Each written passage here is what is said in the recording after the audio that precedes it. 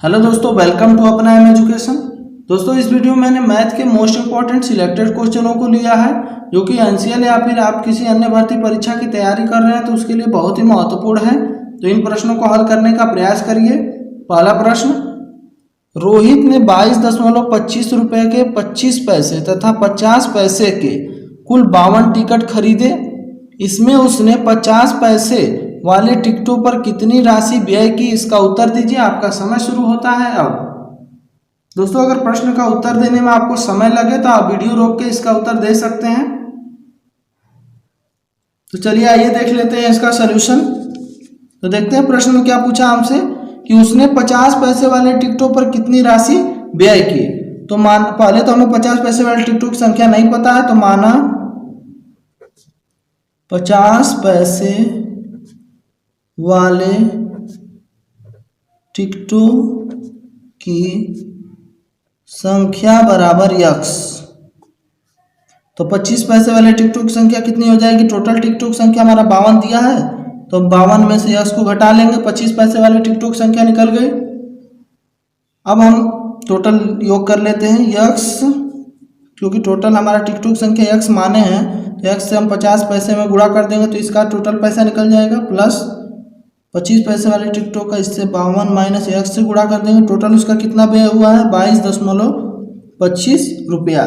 तो अभी क्योंकि ये पैसे में दिया हुआ है और ये रुपया में, तो रुपया को हम बराबर करने के लिए क्या करेंगे? रुपया को पैसे में बदल देंगे, 100 से गुणा कर देंगे। तो इसका मल्टीप्लाई कर लेते हैं आगे। 50 एक्स प्लस 25 दूनी 50 के हासिल 5, 25 25 125, 5 जोड़ देंगे 130 माइनस 25 एक्स बराबर इसका गुणा कर लेंगे 2225। अब यक्स को यक्स से घटा लेते हैं। 25 यक्स बराबर, ये प्लस है उधर जाएगा तो माइनस में, 2225 माइनस 1300। अब यक्स बराबर, ये इसको हम घटा लेते हैं इसमें से, तो 5 2 12 में से 3 गया तो 9 925। 25 इधर गुणे में इधर जाएगा तो भागे में, 25 से काट लेते हैं। 5 5 25, 5 5 25, 5 एकम 5, 5 8 40, 5 5 25, फिर काट लेते हैं। 5 एकम 5, फिर 5 3 15, 5 7 35। तो एक्स का मान हमारा क्या आ गया? 37। तो हमारा टिकटों की संख्या पता चल गई और पैसा पता है, तो हम टोटल व्यय निकाल सकते हैं। तो लिखिए 50 पैसे वाले टिकटों पर कुल व्यय बराबर कितना हो जाएगा? टोटल टिकटों की संख्या 37 है और 50 पैसे हैं, तो पैसा को रुपया में बदलेंगे क्योंकि आंसर हमारा रुपया में दिया हुआ है। 50 से कम 50, 50 दूनी 100, हमारा 37 के बटे में 2 से डिवाइड कर लेंगे। इसमें 2 एकम 2, 2 एकम 2, 2 8 16, 2 पंजे 10। तो हमारा कितना आ गया? 18.5 रुपया, जो कि हमारा ऑप्शन नंबर बी से मैच कर रहा है। 18.5 रुपया।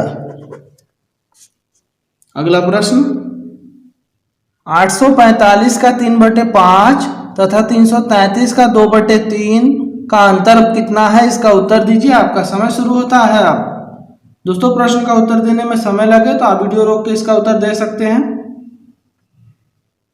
तो चलिए आइए देख लेते हैं इसका सलूशन।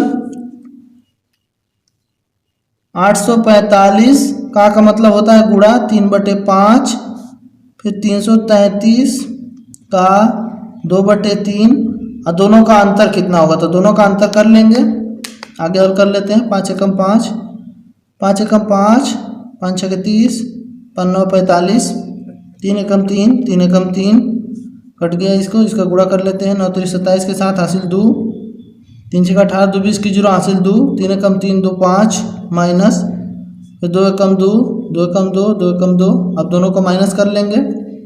7 में से 2 गया तो 5, यहाँ 10 में से 2 गया तो 8, यहाँ बचा 4, 4 में से 2 गया तो 2, 285, जो कि हमारा ऑप्शन नंबर बी में है 285। तो ऑप्शन नंबर बी बिल्कुल सही है। अगला प्रश्न, रमेश कुछ निश्चित दिनों की यात्रा पर निकला, उसके पास 3600 रुपये था। यदि वह अपनी यात्रा की अवधि 4 दिन और बढ़ा दे तो उसे अपना खर्च 30 रुपया प्रतिदिन कम करना होगा। वह कितने दिन की यात्रा पर निकला, इसका उत्तर दीजिए, आपका समय शुरू होता है अब। दोस्तों प्रश्न का उत्तर देने में समय लगे तो आप वीडियो रोक के इसका उत्तर दे सकते हैं। तो चलिए आइए देख लेते हैं इसका सलूशन। दोस्तों कुछ प्रश्नों को हमें बेसिक ना करके हमें ऑप्शन से हल करने का प्रयास करना चाहिए, क्योंकि इसे अगर हम बेसिक करेंगे तो हमारा समय अधिक लगेगा, क्योंकि परीक्षा में हमारा समय का ही महत्व है, तो इसलिए हम इसे ऑप्शन से ही करते हैं। तो देखते हैं हम क्या कर रहा है कि दोनों जो शुरू कर रहा है यात्रा तो कुछ दिनों के लिए जा रहा है, फिर 4 दिन जब बढ़ा दे रहा है तो उसके बीच 30 रुपए का अंतर आ जा रहा है। तो जिस ऑप्शन से हमारा 30 रुपए का अंतर आएगा वही हमारा ऑप्शन सही होगा। तो चलिए देखते हैं। पहला ऑप्शन 15 दिन के लिए गया था और 4 दिन बढ़ाया तो 19 दिन हो गया और टोटल रुपया 3600। इसका भाग दे देते हैं। 15 एकम 15, 15 दूनी 30, 15 चौको 60, 240 और 3600 को हम 19 से भाग दे देंगे। तो 1900 से तो कटेगा नहीं 19 से, तो इसको हम छोड़ देंगे। ये ऑप्शन नंबर 1 गलत है। ऑप्शन नंबर 2 को ले लेते हैं हम 34। तो 3600 को हम 34 से भाग देंगे, 2 से काटेंगे 17, 2 एकम 2, 2 8 16।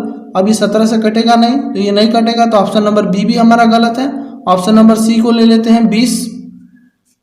ऑप्शन नंबर सी को लेते हैं तो 3600 को हम 20 से भाग देते हैं, 0, 2 एकम 2, 2 8 16, तो हमारा 180 आ गया, ये तो कट गया। फिर आगे हम 4 दिन बढ़ाने के लिए बोला था, तो 4 दिन बढ़ा देते हैं, 20 से 24 दिन हो गया यात्रा, तो 24 से भाग दे देते हैं। 12 एकम 12, 12 दूनी 24, 12 तिहाई 36। अब 2 एकम 2, 2 पंजे 10, 150। अब 180 और 150 इसके बीच कितना अंतर है घटा के देख लीजिए, तो 30, जो कि ऑप्शन नंबर हमारा बी सही हो गया, क्योंकि इन दोनों के बीच का अंतर 30 था, जो कि हमारे यहाँ 30 अंतर आ गया, तो इसलिए ऑप्शन नंबर सी हमारा बिल्कुल सही है। अगला प्रश्न, करनी में 288 के बटे करनी में 128 बराबर प्रश्नवाचक चिन्ह। प्रश्नवाचक चिन्ह के स्थान पे क्या आएगा, इसका उत्तर दीजिए, आपका समय शुरू होता है अब। दोस्तों प्रश्न का उत्तर देने में समय लगे तो आप वीडियो रोक के इसका उत्तर दे सकते हैं। तो चलिए आइए देख लेते हैं इसका सलूशन। जब भी किसी अंक को करनी से बाहर निकालना हो तो हम उसका गुणनखंड कर लेते हैं। 288 का हम गुणनखंड कर लेंगे और 128 का 2 से कर लेते हैं। 2 एकम 2, 2 चौको 8, 2 चौको 8, फिर 2 से 14, 2 दूनी 4, फिर 2 से 2 तिहाई 6, फिर 2 से 2 एकम 2, 2 8 16, फिर 2 से 9, फिर 3 तिरिके 9, फिर 3 एकम 3। जिन जिन अंकों का जोड़ा बनेगा वो करनी के बाहर निकल जाएंगे। 1 2 3 इसका जोड़ा बना, ये नहीं बना, ये करनी के अंदर रहेगा। तो हम क्या करेंगे आगे, ये 2 का जोड़ा बना, फिर 2 का, फिर 3 का, तो इसका गुणा कर लें आपस में। 2 दूनी 4, 4 3 12, और जिसका जोड़ा नहीं बना वो करनी के अंदर रहेगा। आगे 128 का कर लेते हैं। 2 छक्का 12, 2 चौको 8, फिर 2 से 2 तिहाई 6, 2 दूनी 4, 2 से 2 एकम 2, 2 छक्का 12, फिर 2 से 8, फिर 2 से 4, फिर 2 से 2, फिर 2 एकम 2। अब इसमें देखते हैं 1 2 3 अंकों का जोड़ा बना, तीनों का आपस में गुणा कर लेंगे। 2 दूनी 4, 4 दूनी 8, यहाँ 8 लिख देंगे, और इसका जो जोड़ा नहीं बना तो ये करनी के अंदर रहेगा। आगे हल कर लेते हैं। 8 4 दूनी 8, 4 तिहाई 12, करनी से करनी हमारा कट गया, बचा के हमारा 3/2। तो हमारा आंसर जो है कि ऑप्शन नंबर सी से मैच कर रहा है, तो ऑप्शन नंबर सी बिल्कुल सही है। अगला प्रश्न, किसी संख्या के 60% का 3/5 यदि 36 हो तो वह संख्या कौन सी है, इसका उत्तर दीजिए, आपका समय शुरू होता है अब। दोस्तों प्रश्न का उत्तर देने में समय लगे तो आप वीडियो रोक के इसका उत्तर दे सकते हैं। तो चलिए आइए देख लेते हैं इसका सलूशन। क्या बोल रहा है, किसी संख्या का, तो माना वो संख्या क्या है x, और उसका क्या बोल रहा है 60%, प्रतिशत हटाने के लिए नीचे 100, का मतलब होता है गुणा, और 3/5 क्या है 36 है, तो बराबर हम 36 लिख देंगे। आगे हल कर लेते हैं तो वो संख्या निकल जाएगी जो x का मान आएगा। 5 से काट लेते हैं इसको, 5 एकम 5, 5 एकम 5, 5 दूनी 10, फिर ये काट देते हैं, 4 तिहाई 12, 4 25, फिर आगे हम कर लेते हैं इसको 3 तिरिके 9 x के बटे 25 बचा है, बराबर यहाँ 36। आमने सामने कटता है तो 9 एकम 9, 9 चौको 36, फिर हमारा x बराबर ये भागे में 25, उधर जाए तो गुणे में 4 गुणे 25, तो x बराबर 25 चौको 100। तो x का मान क्या आ गया हमारा 100, जो कि ऑप्शन नंबर ए से मैच कर रहा है। तो ऑप्शन नंबर ए बिल्कुल सही है। अगला प्रश्न, ए तथा बी की वर्तमान आयु का अनुपात क्रमशः 4:5 है। 5 वर्ष बाद यह अनुपात क्रमशः 5:6 हो जाएगा। ए की वर्तमान आयु कितनी है, इसका उत्तर दीजिए। आपका समय शुरू होता है अब। दोस्तों प्रश्न का उत्तर देने में समय लगे तो आप वीडियो रोक के इसका उत्तर दे सकते हैं। तो चलिए आइए देख लेते हैं इसका सलूशन। क्या कह रहा प्रश्न में, ए तथा बी की वर्तमान आयु का अनुपात क्रमशः 4:5 है। तो माना ए की वर्तमान आयु बराबर 4x, तो बी की वर्तमान आयु कितनी हो जाएगी 5x। आगे क्या बोल रहा है, 5 वर्ष बाद, तो दोनों की आयु में 5 जोड़ देंगे। 5 वर्ष बाद इनकी आयु का अनुपात क्या हो जाएगा 5:6। तो ए की वर्तमान आयु आगे और कर लेते हैं, इसका तिर्यक गुणा कर लेंगे। 6 चौक 24x, 6 पंजे 30, 5 पच्चे 25x, 5 पच्चे 25, x को इधर ला के घटा लेंगे। 24x माइनस 25x बराबर 25 है।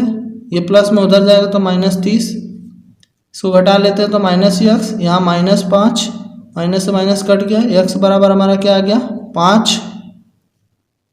तो अब हमसे पूछा क्या है, ए की वर्तमान आयु। तो ए की वर्तमान आयु हम कितना माने 4x, तो यहाँ मान रख देंगे 4 और x की जगह हमारा 5 आया, 5 रख देंगे तो 4 पंजे 20। तो जो कि ऑप्शन नंबर हमारा डी से मैच कर रहा है, तो ऑप्शन नंबर डी बिल्कुल सही है। ए की आयु कितनी है 20 वर्ष। अगला प्रश्न, 2 नल ए तथा बी एक टंकी को क्रमशः 12 घंटे तथा 15 घंटे में भर सकते हैं। यदि दोनों नल एक साथ खोल दिए जाएं तो खाली टंकी को भरने में कितना समय लगेगा, इसका उत्तर दीजिए। आपका समय शुरू होता है अब। दोस्तों प्रश्न का उत्तर देने में समय लगे तो आप वीडियो रोक के इसका उत्तर दे सकते हैं। तो चलिए आइए देख लेते हैं इसका सलूशन।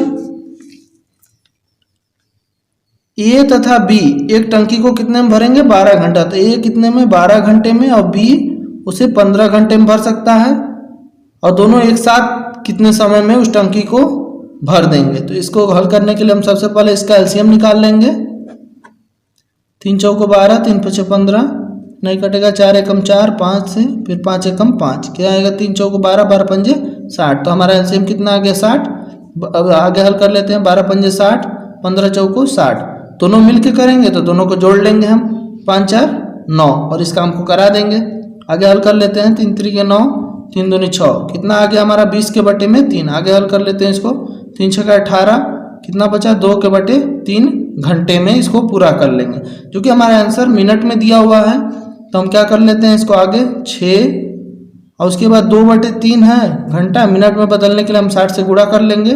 3 एकम 3, 3 दूनी 6, 20 दूनी 40। तो हमारा कितना आ गया 6 घंटा 40 मिनट, जो कि ऑप्शन नंबर ए से हमारा मैच कर रहा है। तो ऑप्शन नंबर ए हमारा बिल्कुल सही है।